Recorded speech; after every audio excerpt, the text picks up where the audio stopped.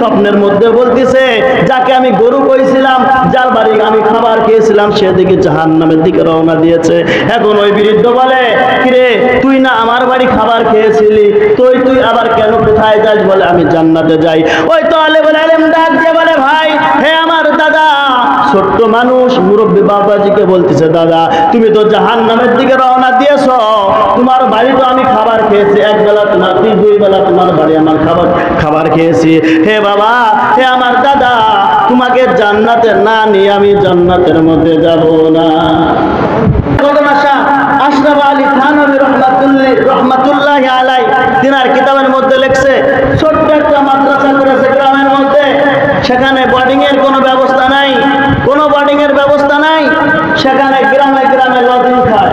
আপনাদের কিন্তু এগুলি নাই, আমাদের ওদিকে প্রতিটা মাদ্রাসায় আছে। 3 ভাগের প্রায় 2.5 ভাগে লজিনে মানুষের বাড়িতে বাড়িতে ছাত্র খায়। আপনার এদিকে এটাও নাই। আছে একদিন ইমাম সাহেবের খাবার মসজিদের, মাসে একদিন, যদি ঘটনা করে 2-4 বাড়ি না দেয়, 2 দিন পরে চলে আসে। এত তাড়াতাড়ি আসলো কে?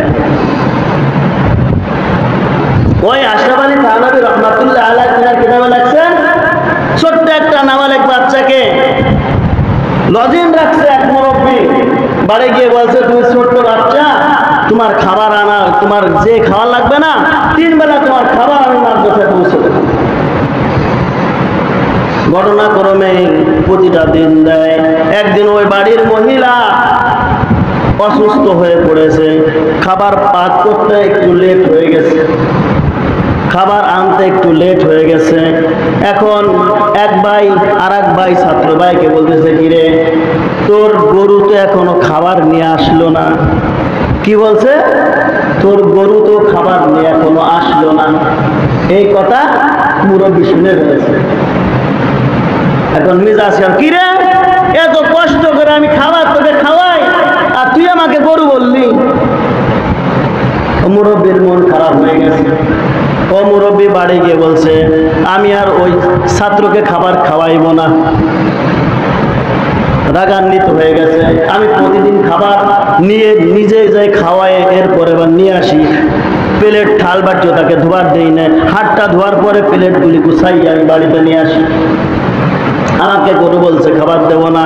ঘটনাক্রমে সকালে খাবার খেয়েছে, দুপুরের খাবার খেয়েছে, রাত্রেবেলা আর খাবার দেয় নাই। তালেবুল ইলমকে ঘুমিয়ে পড়েছে তালেবুল ইলম।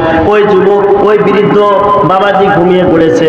ঘুমিয়ে পড়ার পর এখন স্বপ্নের মধ্যে দেখতেছে কিয়ামত কায়েম হয়ে গেছে, সমস্ত মানুষগুলি জান্নাতের দিকে রওনা দিয়েছে। ছোট ছোট তালেবুল ইলম তারাও রওনা দিয়েছে, কিন্তু তালেবুল ইলম স্বপ্নের মধ্যে বলতেছে, যাকে আমি গরু কইছিলাম, যার বাড়ি আমি খাবার খেয়েছিলাম, সেদিকে জাহান্নামের দিকে রওনা দিয়েছে। এখন ওই বৃদ্ধ বলে, কিরে তুই না আমার বাড়ি খাবার খেয়েছিলি, তুই আবার কেন কোথায় যাস? বলে আমি জান্নাতে যাই। ওই তালেবুল ইলম ডাক দিয়ে বলে, ভাই হে আমার দাদা, ছোট্ট মানুষ মুরব্বী বাবাজিকে বলতেছে, দাদা তুমি তো জাহান্নামের দিকে রওনা দিয়েছো, তোমার বাড়ি তো আমি খাবার খেয়েছি, এক বেলা তোমার, 2 বেলা তোমার বাড়ি আমার খাবার খেয়েছি।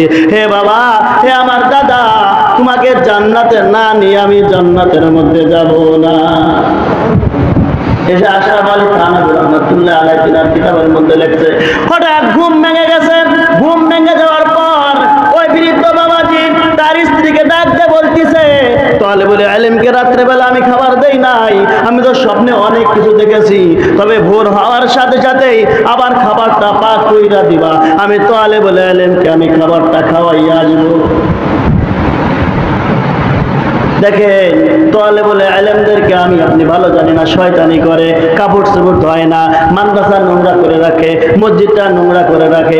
আরে ভাই, আপনি তো এটা শুধু দেখতেছেন, আপনার ছেলেকে তো মসজিদে আনতে পারলেন না, আপনার সন্তানকে তো আলিফ বা তাসা শিখাইতে পারলেন না, আপনার সন্তানকে তো কোরআন শিক্ষা করাইতে পারলেন না, আপনার সন্তানকে তো দ্বীনের পথেই আনতে পারলেন না।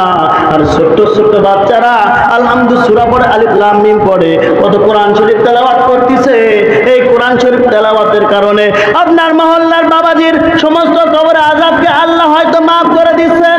এই তালেবুল ইলম আপনার সন্তানের, আপনার বাবার কবরের পাশ দিয়ে যখন যাচ্ছে কমপক্ষে 40 দিন কবর আযাব বন্ধ থাকতেছে। আপনার ছেলের চলাফেরার কারণে কয়দিন বন্ধ থাকতেছে? কোনো গ্যারান্টি আছে? তাহলে বলে গ্যারান্টি আছে। যদিও শয়তানি করে, তাকে মাথাটা ধরে আপনি একটু বুঝাইয়া দেন। যদি বুঝাইয়া দিতে পারেন, যদি একজন তালেবুল ইলম গরিব মানুষ মাদ্রাসায় পড়ে, তাকে যদি আপনি এক প্যাকেট বিস্কিট কিনে যদি বলেন, সন্তান তুই আমার নাতির মতো, তুই আমার ছেলের মতো খা, আমার জন্য একটু দোয়া করিস। আল্লাহ পাক রব্বুল আলামিন বলেন, যখন একজন মানুষকে, যখন তুই ছোট্ট বাচ্চাকে, যখন তুই এতিমের মাথায় হাতটা বুলাইয়া তুই একটা যদি চকলেটও কিনা দিস, আল্লাহ পাক রব্বুল আলামিন তোর প্রতি সন্তুষ্ট হয়ে যায়। কিন্তু আমরা কি তাহলে বলেন তো দুটির কথা, মানটা তার হুজুর গেড়ে খাওয়া চাই না, অথচ আল্লাহ বলেন আল উলামা ওয়ারাসাতুল আমবিয়া, আমি নবী নাই, আমার ওয়ারিস কিন্তু আলেম ওলামা, তাদেরকে তুই খাবার খাওয়া।